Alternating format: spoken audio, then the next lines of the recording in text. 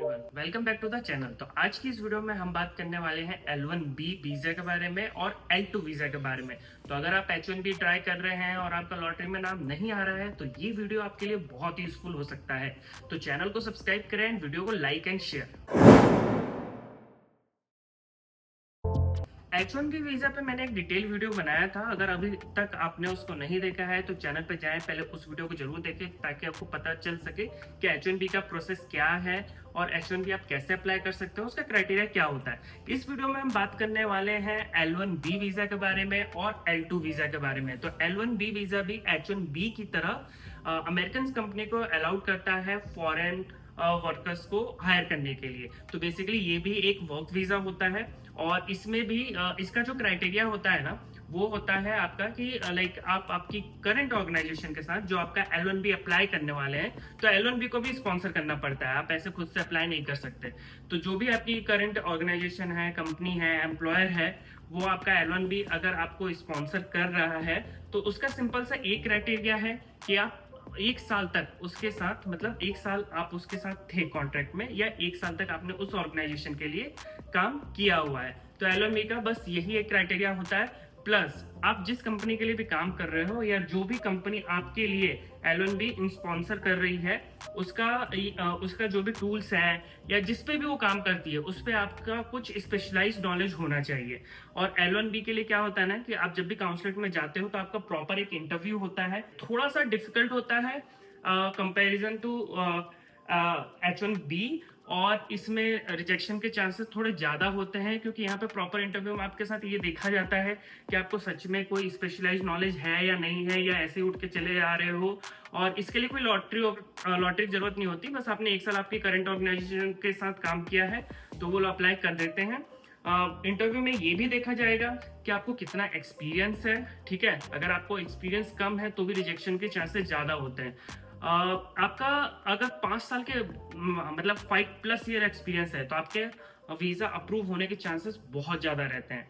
तो अगर आपकी कंपनी एक साल बाद भी ट्राई कर रही है तो बहुत लोगों का अप्रूव हो जाता है, मैंने देखा है। ये बहुत ही, मतलब ये किस्मत पे भी डिपेंड करता है, आपका लक फैक्टर कितना काम कर रहा है वहाँ पे। तो L1B के लिए बस यही क्राइटेरिया है कि आपने एक साल आपके करंट कंपनी के साथ काम किया हो, आपके पास स्पेशलाइज्ड नॉलेज होना चाहिए। तो अब बात करते हैं L2 वीजा के बारे में और L1B के साथ क्या नेगेटिव पॉइंट है, क्या प्लस पॉइंट है और आप कब अप्लाई कर सकते हो। तो सबसे पहले बात करते हैं L2 वीजा। तो L2 वीजा जो होता है, जैसे कोई L1B जो होता है वो प्राइमरी एप्लीकेंट हो जाता है और उसके जो फैमिली होते हैं, लाइक जो आपकी स्पाउस है या फिर आपके जो किड्स हैं, उनको मिलता है L2 वीजा। फैमिली मेंबर्स में लाइक पेरेंट्स को नहीं मिलेगा, सिर्फ आपके जो स्पाउस है और आपके जो किड्स हैं उनको मिलता है L2। L2 में आपको ये बेनिफिट मिलता है कि आपको EAD मिल जाता है। तो जो आपका स्पाउस है वो यूएस में आके जॉब कर सकता है, उसको SSN भी मिलेगा। जैसे मैंने H1B में बताया था कि जो डिपेंडेंट होता है उसको H4 मिलता है और उसको SSN नहीं मिलता, और उनको EAD के लिए बहुत लंबा इंतजार करना पड़ता है। और उसके ऊपर एक कंप्लीट वीडियो बन सकती है कि EAD कैसे अप्लाई होगा, ग्रीन कार्ड की क्यू में कैसे जाएंगे, उसके लिए हम एक अलग वीडियो बनाएंगे। बट L2 के साथ ये बेनिफिट है कि जो भी आपका स्पाउस होगा वो आके यहाँ पे काम कर सकता है। L1B वीजा जो होता है वो आपको स्टार्टिंग में 3 साल के लिए मिलता है और 5 साल तक उसको एक्सटेंड किया जा सकता है। उसके बाद आपको एक साल का कूलिंग पीरियड लेना पड़ता है और इंडिया वापस जाना पड़ता है। अगर आपका H1B में नाम आ गया, आपका I-140 अप्रूव है। I-140 क्या होता है वो हम किसी और वीडियो में बात करेंगे, और ऐसे भी मैंने एक डिटेल वीडियो बनाया हुआ है तो आप उसको देख सकते हैं, बट मैं एक और वीडियो बनाने के लिए सोच रहा हूँ। तो अगर आप L1 पे आ रहे हैं, L1B पे यहाँ पे, और अगर आपका H1B में बीच में नाम आ जाता है और I-140 अप्रूव है तो आप एक्सटेंशन ले सकते हैं। बट अगर आपका I-140 अप्रूव हो गया बट H1B में नाम नहीं आया तो आपको एक्सटेंशन नहीं मिलेगा। तो L1B के साथ यही एक नेगेटिव पॉइंट है कि आप 5 साल से ज्यादा यूएस में नहीं रह सकते। बट प्लस पॉइंट ये है कि जो L2 पे आपका डिपेंडेंट होगा वो आते से ही यहाँ पे जॉब कर सकता है। दूसरा नेगेटिव पॉइंट ये है कि H1B में क्या होता था कि आप जॉब चेंज कर सकते हो, आप आपका एम्प्लॉयर चेंज कर सकते हो, कभी भी चेंज कर सकते हो। बट L1B में ऐसा नहीं है, आप आपका एम्प्लॉयर चेंज नहीं कर सकते। और जिस दिन आपका टर्मिनेशन हुआ, मान लो ले ऑफ हुआ या फिर मार्केट ठीक नहीं चल रहा, आपकी कंपनी ने बोल दिया कि हम आपको कंटिन्यू नहीं कर सकते, आपको उसी दिन यूएस छोड़ना पड़ता है। उसी टाइम आपको छोड़ना पड़ेगा यूएस, आप यहाँ पे नहीं रुक सकते।